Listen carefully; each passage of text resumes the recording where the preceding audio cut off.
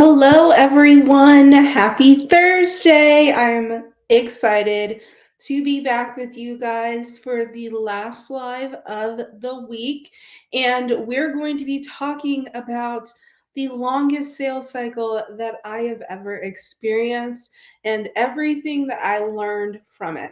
Well, a caveat with saying that I cannot say everything that I learned from it because we don't have that much time, but I will give as much of the takeaways that I learned to you in this live.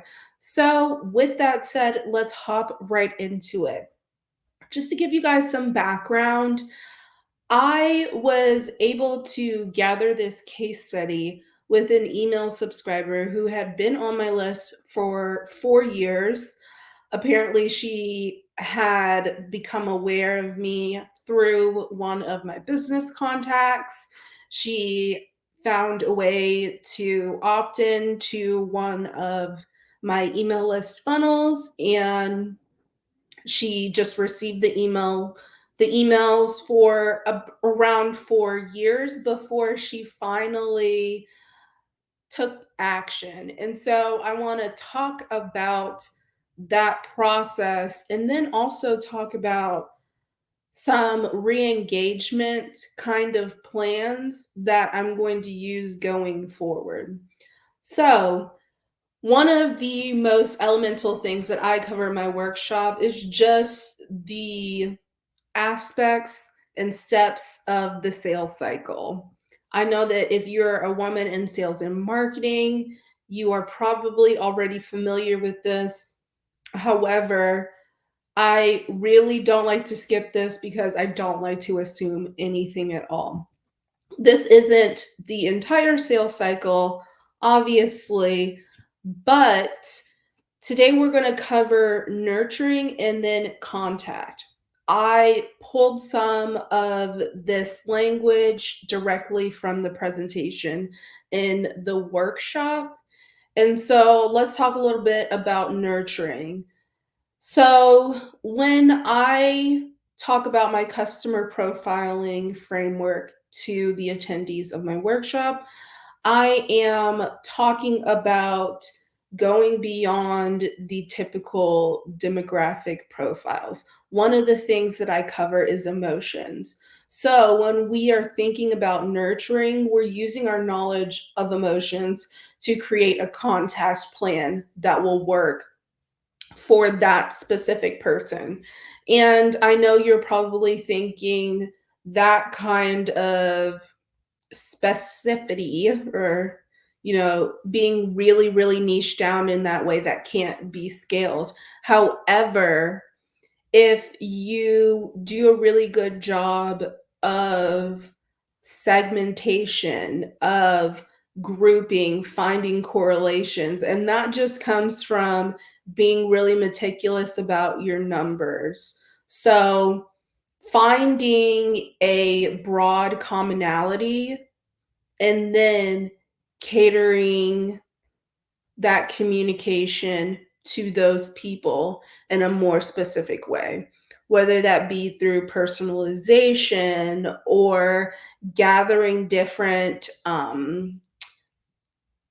pieces of contact information beyond the regular name and email in order to tailor that personalization. Whatever that looks like for you, you really need to be thinking about setting up those aspects with emotions in mind. So after we talk about nurturing, let's talk about contact. How do you how does this woman feel when someone contacts her and offers her a solution to her problem? So let's think about that. If you are on LinkedIn, you are very familiar with the direct messages in which someone is immediately offering their product or service, or they are offering a workshop, some kind of opt in into their funnel. And even though you may need that, whether it be immediately or in the future, there's just some way about someone reaching out via direct messaging, if that is not a way that you respond to someone trying to get your business, then it's going to feel icky. That's how I feel about it. Honestly, if someone's hopping into my DMs on LinkedIn, the only time I'm going to really be responsive is if there is an authentic opportunity to connect in a one-on-one capacity. Outside of that, I am not really that apt to opt into webinars, funnels, or any of those kinds of things. But that's just me. And I'm not saying that I am a representation of an entire demographic. What I am saying is that when you are studying the woman that you're targeting, you need to think about the way that you get in contact with her, because that's going to matter just as much as the solution that you're providing. So, when we think back to nurturing and using emotions to create that contact plan, I really like to start with looking at my avatar's emotional influence. So, I know from talking to Sarah, because I was just so eager to meet her, she actually came to a live speaking engagement that I gave last month, and she let me know that she had been on my email list for 4 years. And this was the very first time that she was taking advantage of getting an opportunity to work with me. The workshop that I was facilitating was sponsored, and so that gave her an opportunity to work with me in a complimentary fashion. And then from that experience, she went ahead and enrolled in one of my paid workshops. So that is a very long sales cycle, 4 years. And so I made it my business to talk to this lady and figure out what took her so long. So let's think about Sarah's emotional influence profile. She is a writer who works with women, AKA my kind of woman. So, as you know, I am an expert in the buying behavior of women. I am someone who works with women who serve women. So, I really am trying to put myself in the center of conversation with women who are looking to make an impact and a change or influence the way that other women live. So she works with women in a capacity of being a writer. She's local to Dallas, Texas, and that matters. She's impact led. So, yes, she wants to make money. However, she's primarily driven as an entrepreneur to reach as many people as possible in a positive way. So, she is a people over profit kind of girl, and she has a faith-based foundation, and that feeds a lot into emotions and the way in which we interact with people, and especially our buying behavior. So let's get into it a little bit further. Because she works with women, she knows that the content of the emails that I send out are relevant to her, because she works with women. And so she is someone who is going to really benefit from understanding different sales and marketing concepts and strategies to help her to reach more of the women that she feels like she can make an impact on. And so that really helps to endear her to me. She's also local to Dallas, Texas. Now, I feel like I have been in the game for a long time, but in reality, I have only been an entrepreneur for 6 years. And the majority of the reputation and authority that I have built for myself has been in the Dallas Fort Worth area. And so it is no surprise for me that the women that are local to this area are a little bit warmer to me in my communications than women who may have heard about me through social media or something like that. She's impact led. So, the reason why this is really relevant to me specifically is because I am impact led in the value that I give to the women I serve, but also within the storytelling that I do in my career. I want to empower so many people to overcome the the hardships of life, and I know that I am good at sales, I am great at marketing, and I know a lot about online stuff.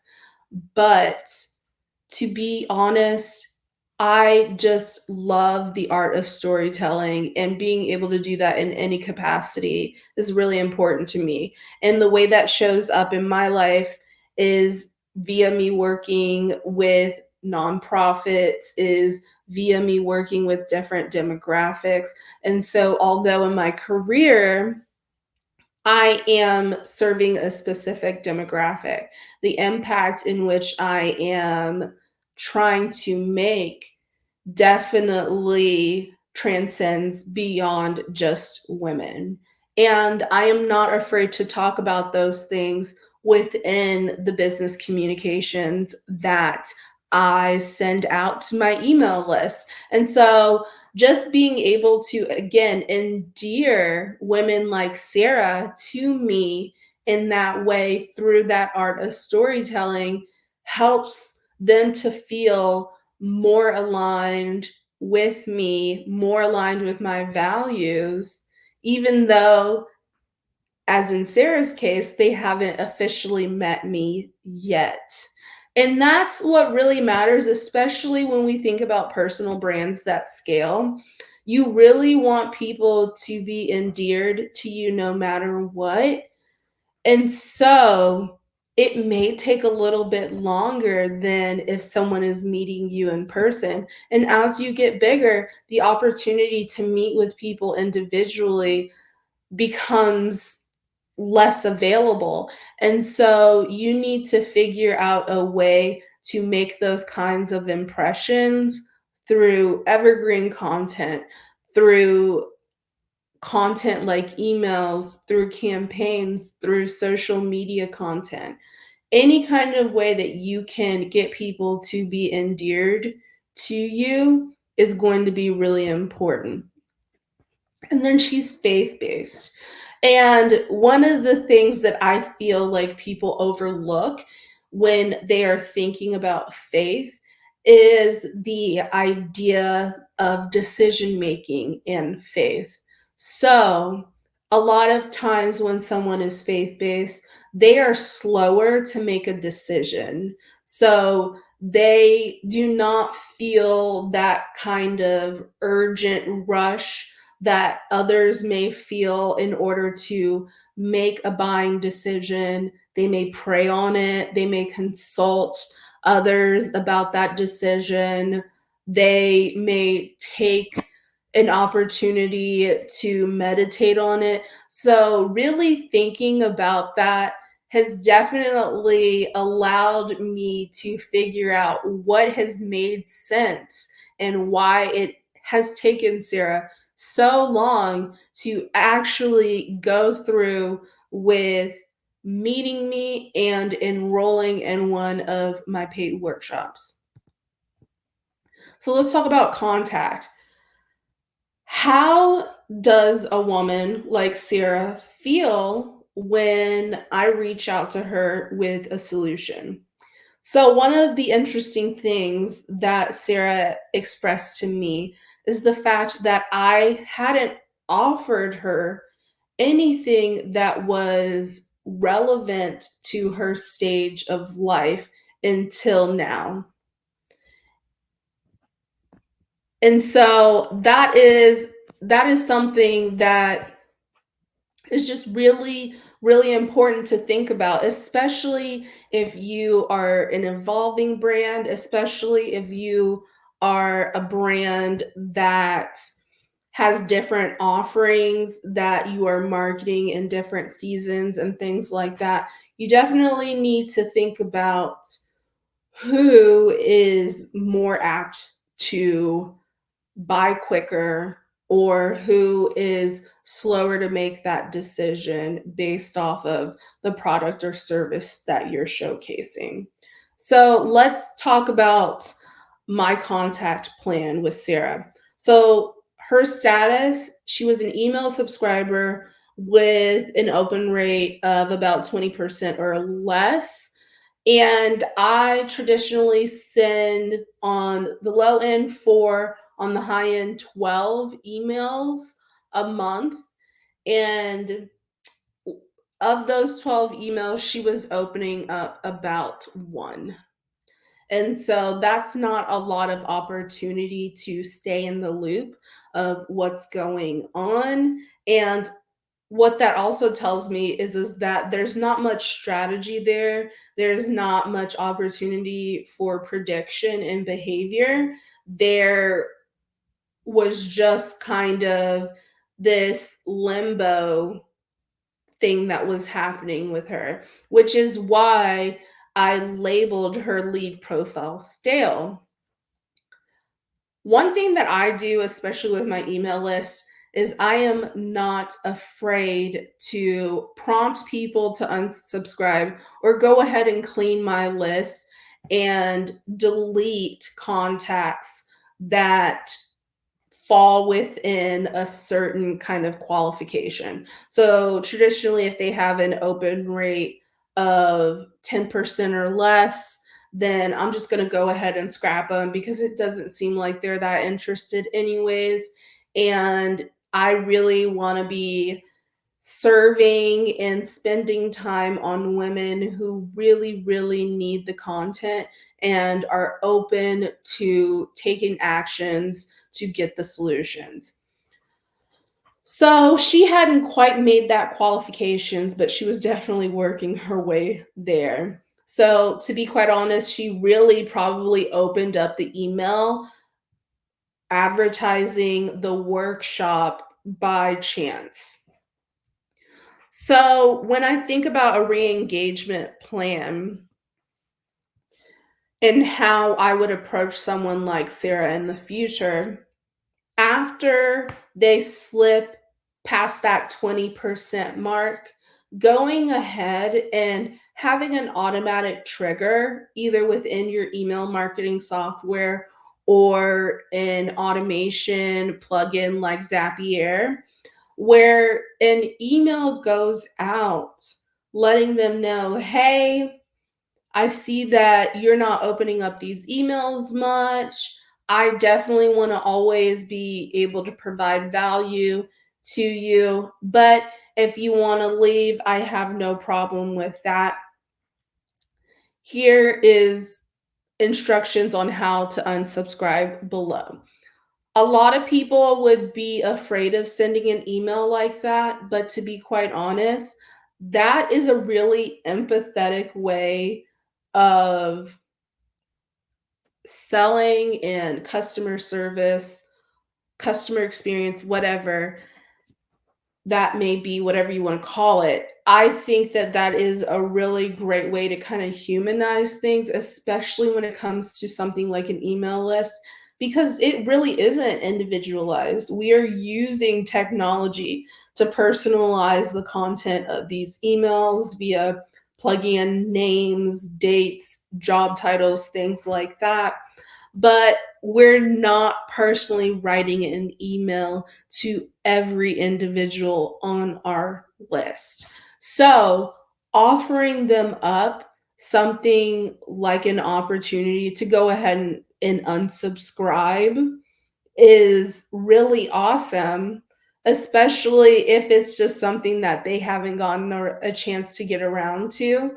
And not only does it offer them a chance to stay or go, but if they do go, they're going to actually fill out that exit survey that you gave to them.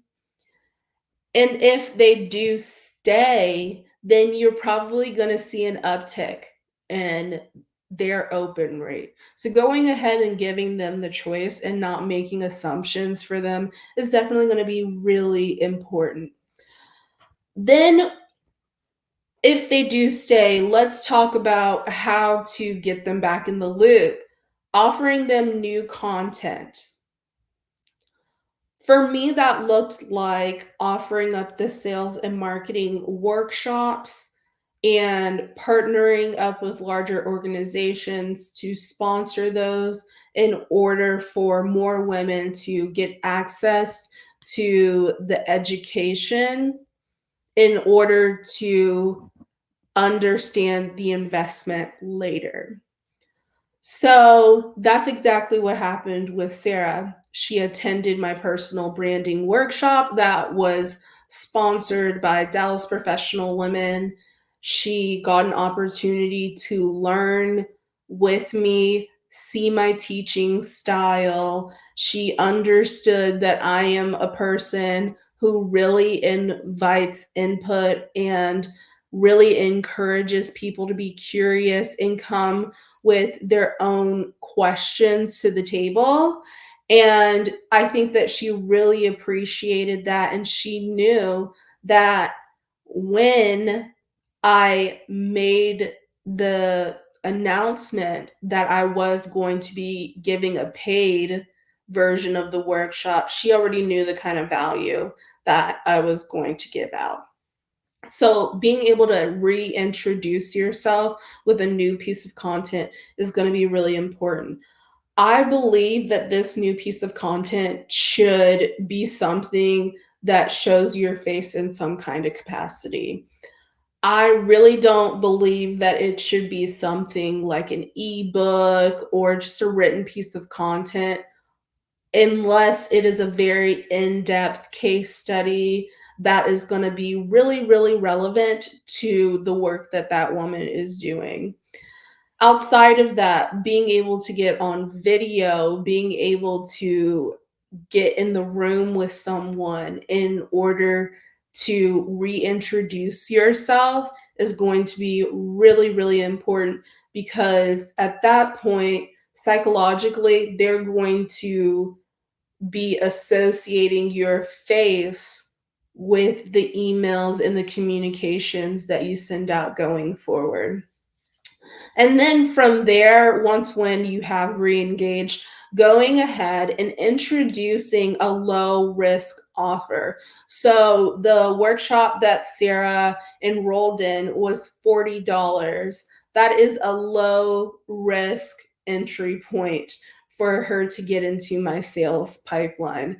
I am not asking her to pay $1,200 or $5,000 for an 8-hour training or 4-hour panel. I am just simply saying, hey, come to this workshop. That's around 2.5 hours. I'm going to lay down all of the strategy, education, and methods that I know. And I'm going to give you enough of a runway to ask the questions that you need to ask to leave the session feeling confident to not only fill out the workbooks and the extra materials that you get as a part of the workshop, but to carry those strategies forward and implement them within 30 to 90 days. So that is kind of the cycle, well, not the cycle, but as part of the cycle that I go through when I'm thinking about re-engaging a stale lead, such as someone like Sarah. All right. Well, that is all that I have today for you, friends. Thank you so much for hanging tight with me this week. I'm so excited to be back next week. And we're going to dive even deeper into customer profiling. Be on the lookout for invites and posts when I announce those sessions next week. I am also giving the workshop. There's still time for you to enroll in that. That is $40. You're going to get access to this full framework, a full presentation, 2.5 hours with me, Google webinar, and we are going to be diving deep. I do some hot seat coaching so that you have the opportunity to really have a tailored solution to something that you're going through when it comes to either building or maintaining, speaking to, converting your avatar. I am all ears and even more excited to work through these things with you. I will leave the information on how to enroll in the comments below. If you are watching live, thank you so much for tuning in. Drop a comment below and let me know if you got some value out of today's live. If you're watching the replay, go ahead and drop replay in the comments. And thank you guys again for tuning in. I will see you next week.